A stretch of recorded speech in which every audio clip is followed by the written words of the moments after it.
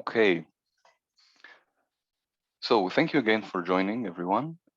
Just before we dive in, just so you know, we'll be presenting a webinar here about the connection between Tines and Intezer around SOC and incident response automation. If you have any questions during, please feel free to write them in the Q&A section. And when we have the time during or at the end of the presentation, we'll go over all the questions and answer them, but feel free to put them there during or put anything in the chat while we speak. So let's get into it. The topic today is reduce SOC and IR analyst fatigue with automation. I think the topic here is relevant to anyone working in a SOC or incident response structure, and I hope that we can provide some best practices and tips during this presentation. Just a quick introduction. My name is Shaul Holtzman. I work at Intezer for the past 4 years with background in incident response, malware analysis, and I'll be presenting from the Intezer side. Hi, everyone. My name is Aaron Sandow, and I live in South Florida. I'm presenting from the Tines side. I'm very excited to be hosting this webinar alongside Shaul and the Intezer team today. I've been in technology now for a while. I have experiences with virtualization, endpoint security, EDR, identity and access management, and now automation with the focus on cybersecurity and IT teams. Awesome. Thank you, Aaron. So let's get started. So just to begin with, I know that these first slides are always obvious, but it's still very important to establish what the issue that we're talking about is. And of course, the major issue is the resource shortage in security operations today. SOC analysts usually move around between different companies because the job itself is very difficult with all the false positives and long investigation, long hours. And one of the goals of automation is to make this job more bearable to the people who do it, to allow them to stay, and also to be able to retain very important information and knowledge within the company. Now, this is, of course, exasperated with more cybersecurity threats and adversaries, more attack surfaces, and more security products, which, of course, result in more alerts for these teams, and again, exacerbating the resource shortage.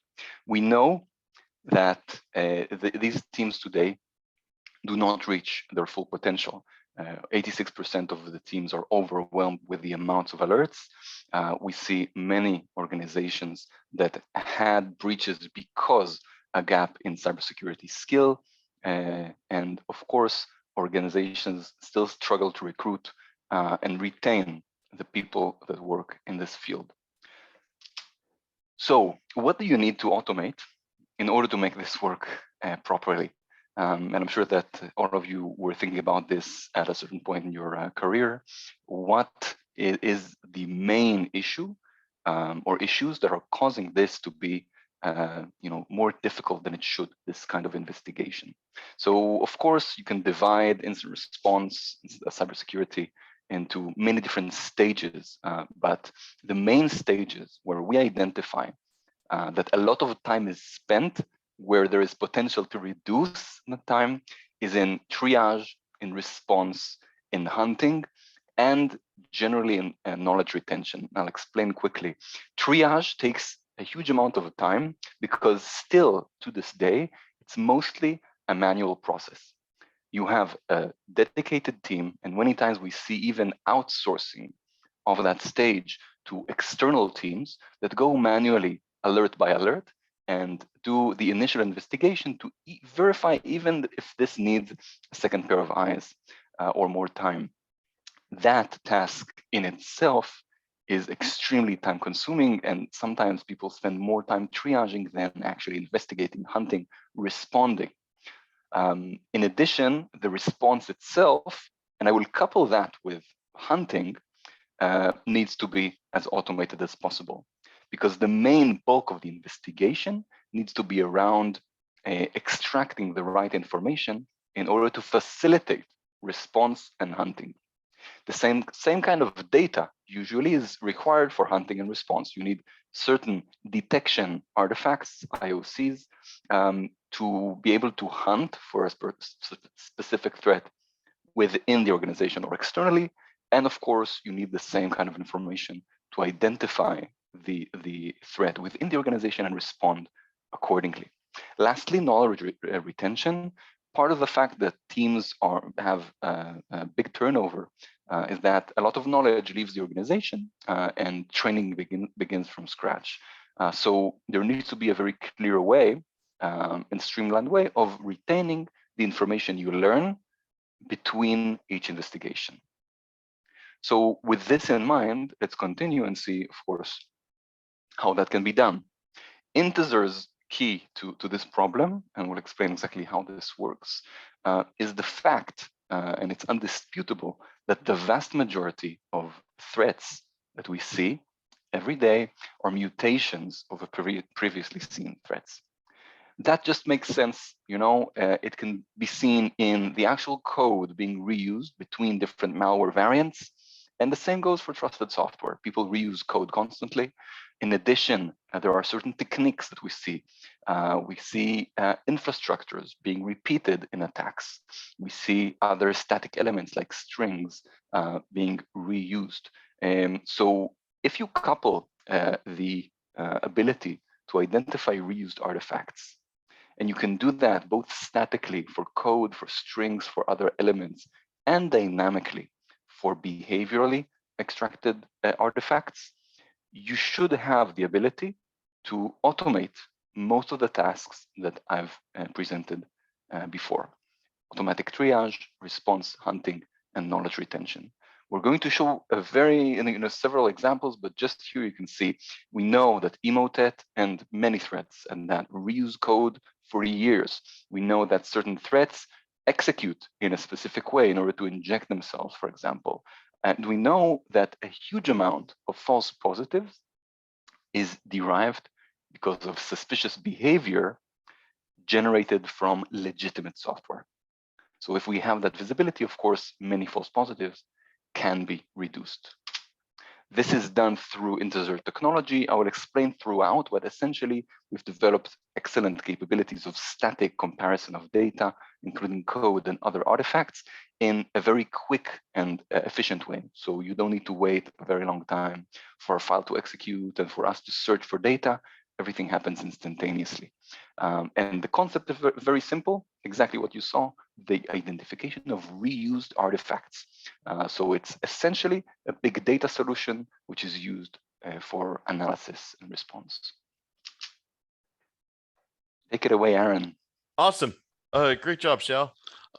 So I've actually also noticed a couple of the very similar challenges that you discussed. So I won't spend too long on these, but like you said, oftentimes we find that the majority of security teams are just overwhelmed with alerts from many different tools, and these alerts they tend to be false positives, not always, but regardless if they're false positives or not, they require an enormous amount of time to sift through all these alerts, finding the ones that matter versus the ones that don't matter, and then each of these alerts come with a massive amount of redundant manual steps that they require, regardless if they're false positive or not. And like you said, Shal, there's just not enough staff.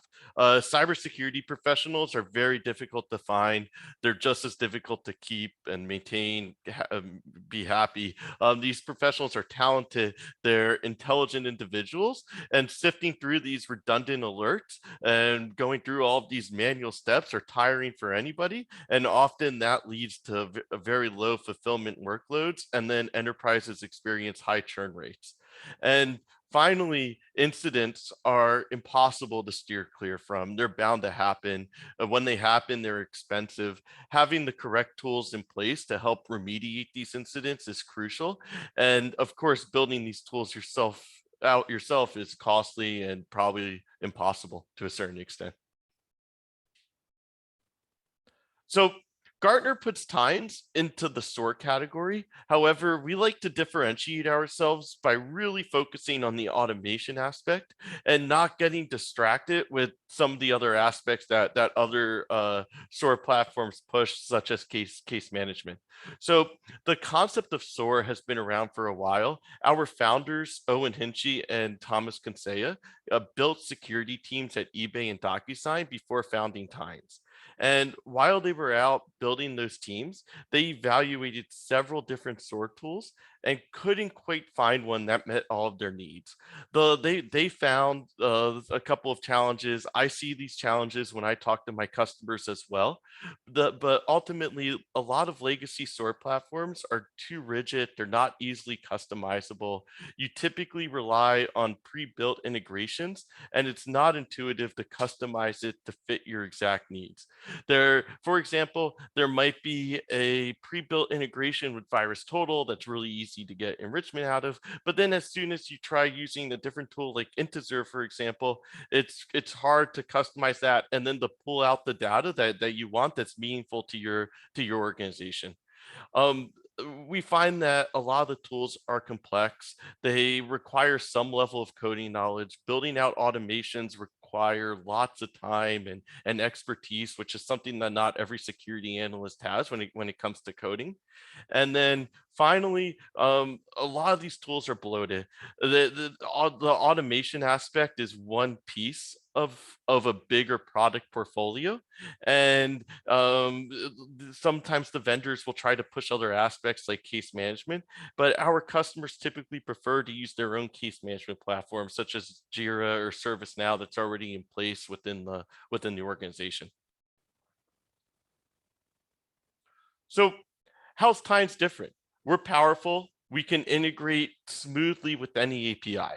REST is the most common, like the Intezer API, but we can also integrate with any kind of SOAP API or GraphQL-based API. The type of API really doesn't matter.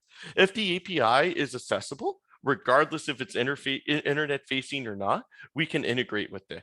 We have several templates that are pre-built that make this process very straightforward. You just plug in your resources and your credentials, and you could fire off these pre-built templates without having to configure anything from scratch.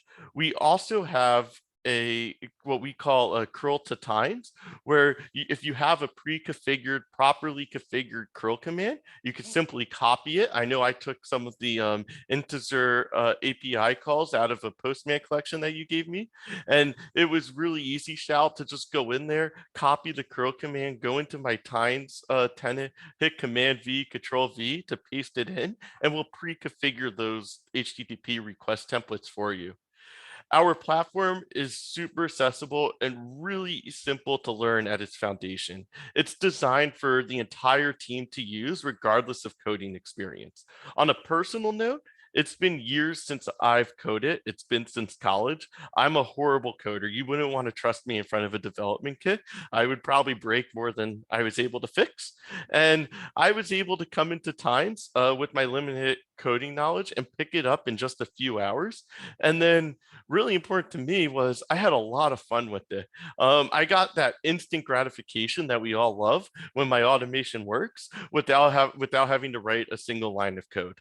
And finally, we're trusted to automate the mission critical workflows of many of our enterprise customers. I just want to add that from my experience with Aaron building this integration, as he said, I had some pre-made API calls that did exactly what they need to do, upload a file or get the result or anything like that. And I'm also, I wouldn't say even a horrible coder. I'm no coder. I can script pretty well, but anything apart from that, and I've been in the industry for a decade. So seeing the Tines solution just as clear building blocks that you can connect logically, I found it really, really cool. Absolutely. So we're built off of these 7 predefined actions that you see on the screen here. You can think of each of these actions as a manual process that a human on your team may take without Tines. Ultimately, you grab these actions, you drag and drop them onto a canvas, you chain them together, and you reference data from an upstream action within your downstream action. And by doing this, you can become just as effective as a senior software engineer, like you said, without having to write a single line of code with a learning curve of only a few hours. I like to tell people if they could draw up a process on a whiteboard and the API is accessible, then they're able to automate that process within Tines. So our architecture is described a little bit here. Ultimately, we have the actions, the 7 actions that we just discussed on the last slide. And the data that transfers from action to action is known as an event. These events are structured JSON. They're really easy to read, they're really easy to walk, and it's consumable and understandable by really anybody. And then finally, stories are how we organize all of our actions and events. It's a visual representation of what you're looking to automate. This is just a screenshot of what Tines looks like, so you can see how the actions are chained together and the events kind of transmit from downstream from one action to another. And we're going to jump into this in just a minute live on a demo. So here's some of the more common use cases that we often see. For example, we have a very typical workflow that involves an EDR alert with the enrichment from another vendor, such as Intezer. And we could consume the data from the EDR tool. We could get the enrichment data from Intezer. And then we could wrap it up into a ticket, whether it be Jira or ServiceNow or some other kind of open source case management tool, whatever you use, as long as it has an API, it doesn't, that aspect doesn't matter so much. We could send notifications out via Slack or Teams with the Slack or with the a chat bot pretty easily. We also see a lot of onboarding and offboarding use cases. So being able to provision employees into all the correct tools, but then just as quickly removing those employees in case of termination. We have some customers using us for phishing response, where we can ingest the entirety of an email, all the body, the headers, all the domains, the IP addresses, the sender information, any attachments that might be on that email, whatever it is, the entirety of that email we can ingest. And then we could run threat enrichment around that, the different artifacts within that email as well. And this is our NASCAR slide of some of the world's leading security teams that trust Tines. And you can go, of course, to intezer.com to see our list. I'm sure it's great. For sure. So what we did by combining Intezer and Tines is actually create a very simple flow that in any security operations would make a lot of sense. You get alerts from the EDR. This is what we've created here. But of course, it can be other sources, exactly like Aaron said. It could be an email.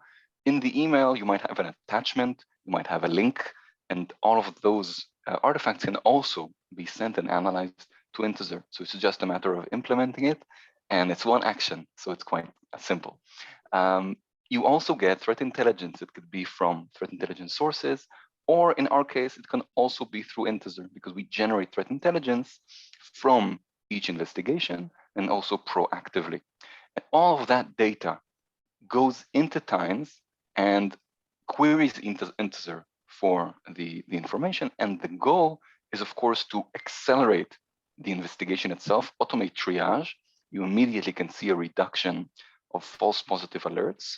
And you don't need to do the investigation on your own. You already get behavioral data, you get artifacts that you can use for further detection. And of course, then that can also be automated, and you can automate most of the hunting process as well. So this is, of course, a very oversimplified. So let's go to the demo and see exactly how it actually looks like. Awesome. Let me go ahead and share my screen here. And can you see my Tines canvas shell? Perfect. All right, so just some quick building blocks here on how we actually built out this automation, and then we'll look at the automation itself. So here on the top left are the 7 predefined actions that we discussed.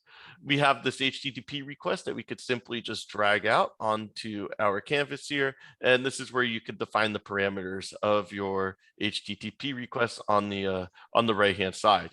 Now, you probably wouldn't do this from scratch. So you can also search for the vendor that you're looking for, and we likely already have them in here, like Intezer, and you could simply just drag HTTP request out with the vendor. This is pre-configured for a specific API endpoint, and you just have to plug in your credentials. From here, it's then just applying downstream actions like an event transform action, chaining the two together, and then running the upstream action to go and make a call. This when I ran this HTTP request action, this is just a simple echo that echoes back this payload that we sent it. I could view the results in my events over here by kind of walking the JSON. As I mentioned earlier, it's really easy to walk, really easy to read, and you can go and you can view the result within the little object, and you can also search within the object, and we will highlight for you all the different results that occur. Within your downstream, you can reference values from an upstream action by using our pill object here and just naming the upstream action, using the doc command to walk the JSON, and you get the little hints below so you know exactly where you are within your path. So that's the foundation of how you go and build out an automation in Tines. Simple enough, Shell? Yeah, and Aaron, how would you define upstream versus downstream action? Yeah, great question. So this is my upstream action, and then down here is my downstream action. So it's just the data flows from one action to another. Awesome question. Awesome. So we're going to take a look at a typical EDR alert workflow that integrates a CrowdStrike EDR alert and then leverages Intezer for some additional threat intelligence. The workflow that I'm going to show is actually available on our website on tines.com. Actually, if I back up a little bit, just so I can show you how you can get here. If you go to tines.com, you can easily go to resources and story library, and you'll see a whole bunch of stories that my team has built out with other vendors that we work with. If you need, or if you're looking for a particular automation that you might not see in here, you can always let me know, and I can work on getting that added to the story library for you. So I'm going to go ahead and search for Intezer in here. And among doing that, you'll notice this is going to be the workflow that we actually walk through within my lab. And I can kind of interact with the story within our story library, and I could see exactly what we're going to do. And then if I was looking to build this for the first time, I can do an instant import into my tenant and just plug in my credentials, and this will be up and running pretty instantly. So That's super cool. Yeah, so what tends to happen is when I'm talking to customers, they might come with like 2 or 3 ideas of different use cases that they want to automate, and then they'll take a look at our story library and their wheels will start turning, and then all of a sudden they have like 15 to 20 different ideas, and then the more people that know about this within the organization, it just naturally just snowballs off of itself. All right, so we'll go ahead and take a look at this particular story here. So ultimately, what we're doing is we're fetching detections from CrowdStrike. This is just leveraging the typical CrowdStrike API. You might also be able to do this by embedding a webhook directly into your particular EDR provider as well, where anytime an event triggers this particular webhook, data will more proactively push into Tines. Rather, this method here is we're pulling the data out of CrowdStrike or out of whatever the EDR tool is that you're using. These HTTP requests can be set on a schedule. So this is kind of like a cron job in Linux, only it's built right into the UI. So you could go ahead and you could check CrowdStrike every 2 minutes or 5 minutes or whatever's appropriate for you for latest detections. And this workflow will automatically just kick off based off of that. Ultimately, in this particular example, we get a list of CrowdStrike IDs from detections that that have been surfaced on CrowdStrike, and then we use the IDs in the payload here to go and actually get details on this particular detection. And for each CrowdStrike detection, we're going to go ahead and mark it as in progress, just to let anybody know that might be logging into that CrowdStrike dashboard that it's being worked on. We want to look at each detection individually. These detections come back as an array. So we're going to look at each one individually so that we are getting enrichment from Intezer on each individual detection. That way we know we're not missing any. I'm then creating a CrowdStrike URL detection ID. So I have it easily available in Slack, so I can easily bounce to each of these detections right from my Slack chatbot. I'm then going to open up a new Jira. Again, this could be any open source tool or any tool, any case management tool with an API that you'd like. So whether it's Redmine, Jira, ServiceNow, Splunk, maybe whatever tool you're using for case management today, you could go ahead and substitute that box in there for. For each behavior within CrowdStrike, I'm then going to go ahead and analyze it within Intezer. So in Intezer, I'm getting the API token, leveraging my API credential. This was really simple to set up, Shao. You guys did a great job designing this API. Thanks, man. I have the hash from my CrowdStrike behavior, which I'm then going to submit to Intezer. And then Intezer is going to go ahead and respond with results. It sometimes takes Intezer a second to collect all of those results. So I have a retry on status. So these results will just start populating once Intezer has them available. I then take the behaviors that I just consumed from Intezer, add them into my Jira ticket.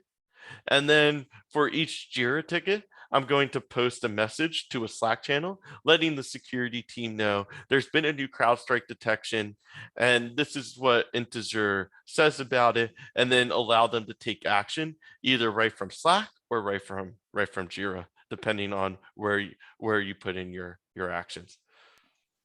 And Aaron, what would you say to a user who might not be using CrowdStrike? Maybe they're using Defender or SentinelOne. How easy is it to replace the source? Yeah, great question, Shao.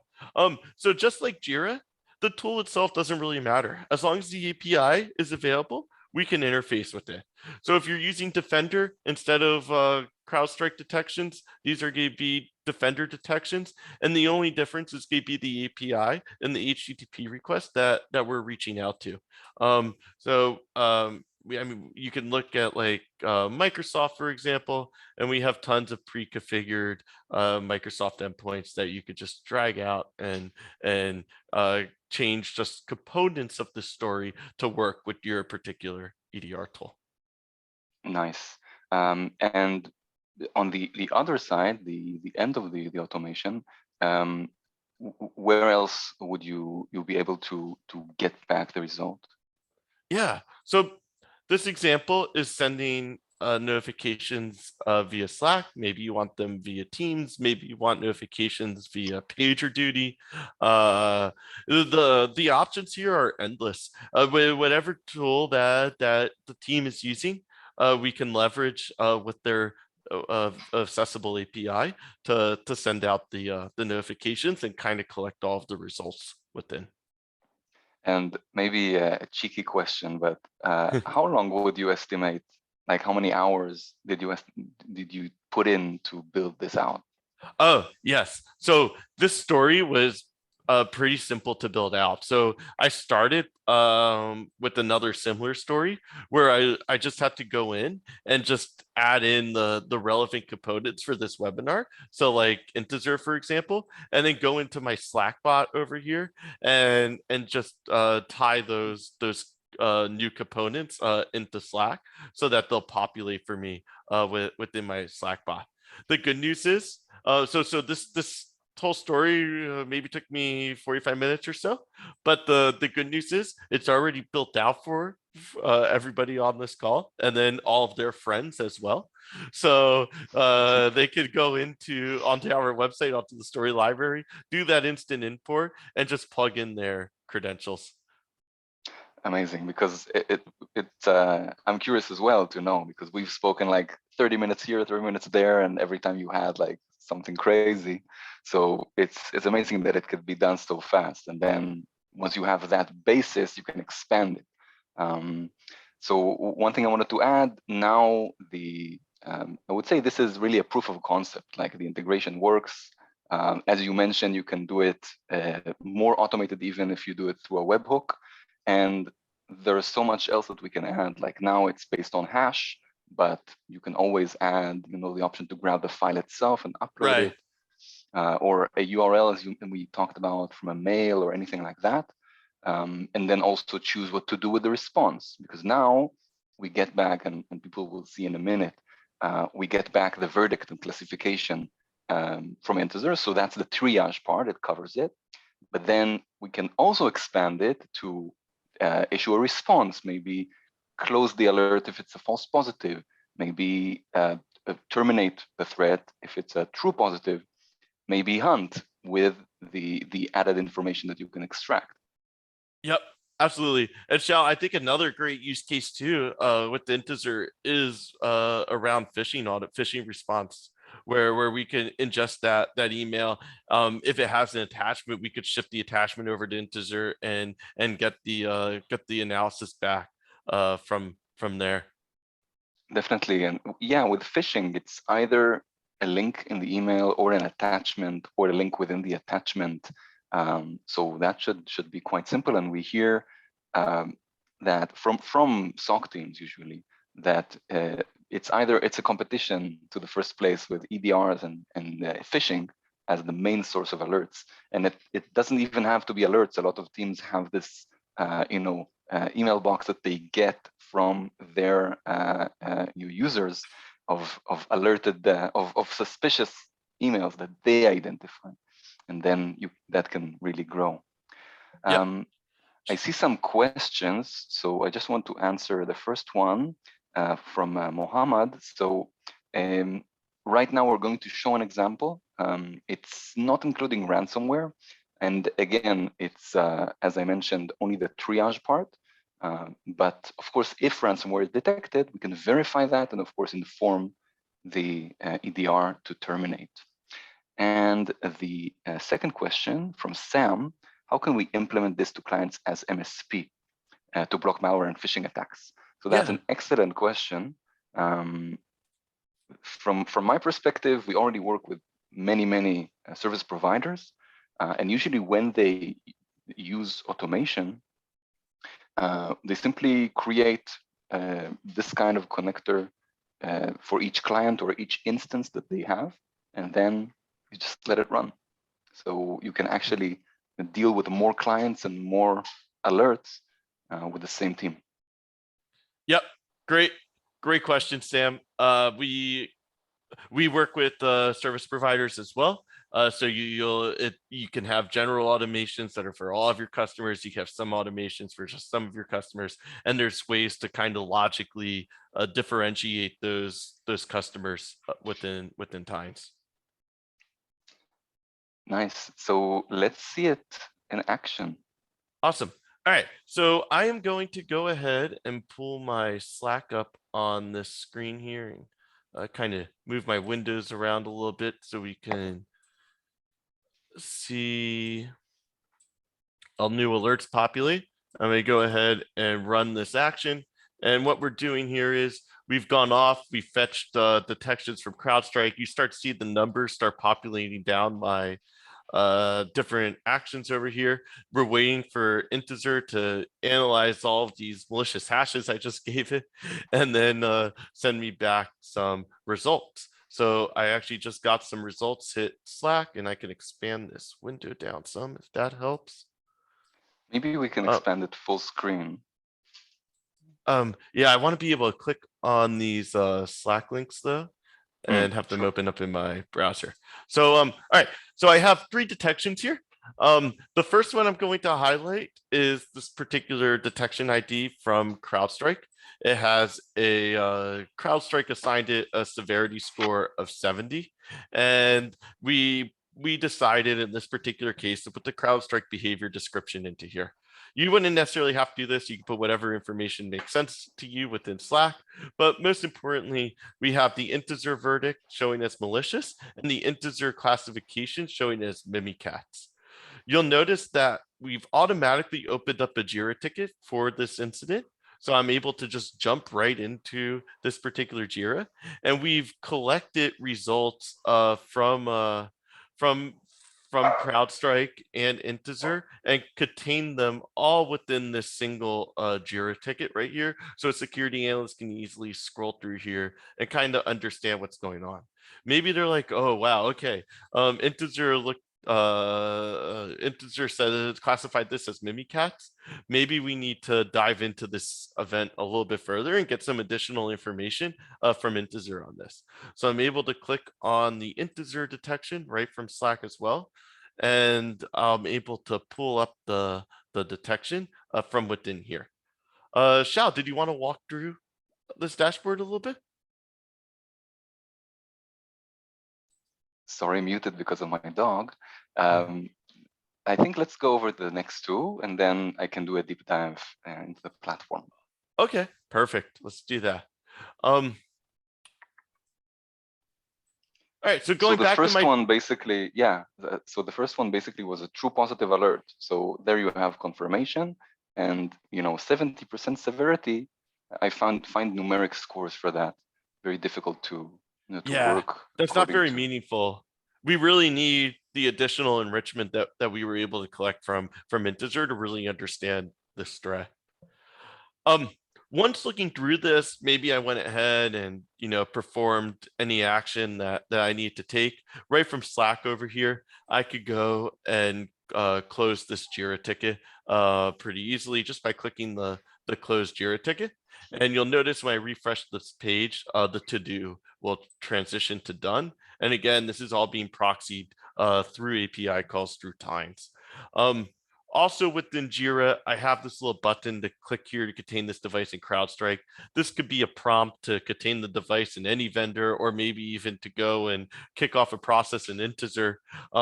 And you'll notice when I click on this link, going back over to my CrowdStrike story, this is where we're catching that prompt. And once I click on it, you'll see little ones trickle down here, as that's the events going down the actions within that branch. So I'm gonna go ahead and click on this, and now you'll notice I have little ones populating down here, indicating that the device was isolated within CrowdStrike. There's 2 more examples, Shao. I definitely want to show this one in particular, as this is a CrowdStrike severity score of 50. So that's like right in the middle of the line on if it's potentially malicious or not.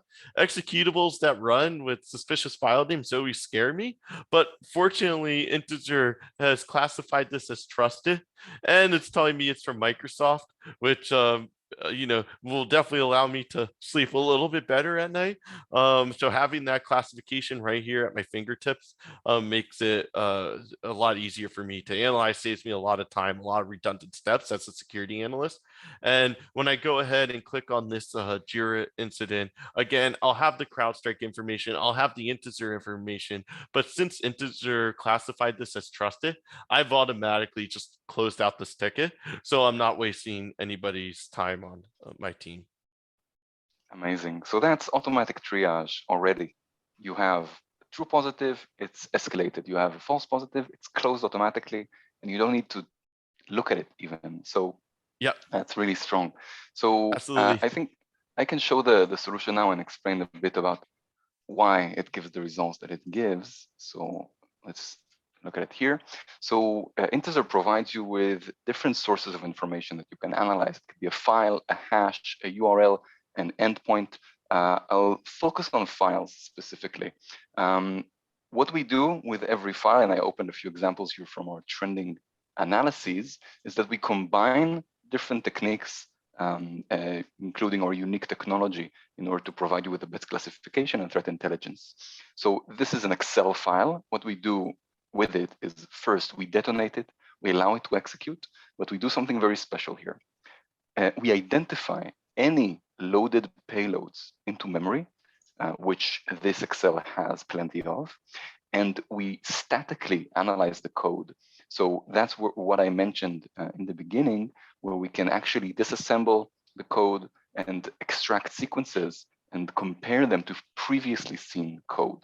So using this technology, we are able not only to see the behavior of the file execution, which of course is very important, but it still lacks context. That's why you see 70%, 50% risk score in sandboxes and EDRs, because they're based on behavior. The added context comes from the static analysis that we do. And here it's very clear that this threat actually loads nanocore rat, and I can jump into the code itself and see where it comes from. I can see related samples based on the code. And as you see here, this same payload was seen all the way back in 2017. And this is a trending analysis, which means it's been uploaded several times recently. But the code remains the same for the past 5 years at least. You can see that the execution included a dropped file and additional commands. And I can actually look under the behavior and see what this was. So I can see that the Excel executed, then it downloaded something called putty.exe, even though it's not, from the following website. And that is what we saw execute. And that all happens through the analysis. So if something is downloaded, it will be downloaded and added to the analysis. Now, you can also have a clear view of what is the risk to the organization. All of that is, let's say we got an alert, we verified it's a nanocore rat. So we need to understand what is the risk to my organization. Here we have a list of techniques, of TTPs essentially, that can tell us what kind of techniques are being used for evasion, for privilege escalation, for persistence, based on the MITRE matrix. In addition, and I would say lastly, what you need to do in cases like this is immediately respond. And the EDR might have terminated the threat already, most likely. But in many, many cases, the malware doesn't end there. It knows it will be terminated. So it hides itself and adds additional copies for persistence in order for it to be loaded again. So what we provide here under detect and hunt is all of the artifacts that can be used for further hunting. So very importantly, it doesn't contain all of the behavior. This is what we see here, because you will get sometimes hundreds or thousands of registry keys being touched, or files, or processes, or even communication. And we can't use any of these directly from here for further detection and hunting and response. So what we do here is we identify the reuse, again, of these artifacts. So we can see all of the types of artifacts, and you can see the small amount. So instead of thousands, I have just a few dozen, and I can look at command line that was seen in this threat, and this can be used to hunt within the EDR, for example. You can look at network artifacts like domain names, URLs, and these can also be analyzed in our URL analysis feature. And you can see the process tree, for example, and its structure. You can see the hashes, you can see file events, etc. And for each of those, of course, you can see where they were used previously. So the goal here is to give you immediately the detection content that you need, and then, of course, to hunt for it, because there might be additional infections that have yet to be detected. Yes, Shal, not to be a little cheesy here, but I'm thinking of all of the different sources that we could pull information in from, and then go and query for it within Intezer. It just really speed up this process for everybody on the call. My head's kind of going crazy with all the different use cases I'm thinking of to go For build sure, out. me as well, and I definitely think that we can finish with the fact that it's going to be a beginning of a beautiful friendship, and we're going to expand it. Now, I see that there were a few more questions, so in the time that we have, of course, please feel free to add more to the Q&A. You see that you answered Sam. Yeah, I think we're all caught up right now. Great. So let us know, guys, if there are any additional questions before we wrap up. By the way, of course, we'll be sending the recording of this webinar to all of the attendees and whoever was not able to attend. And if you have any further questions, let's just leave our emails here in the chat. Yeah, it's a great idea.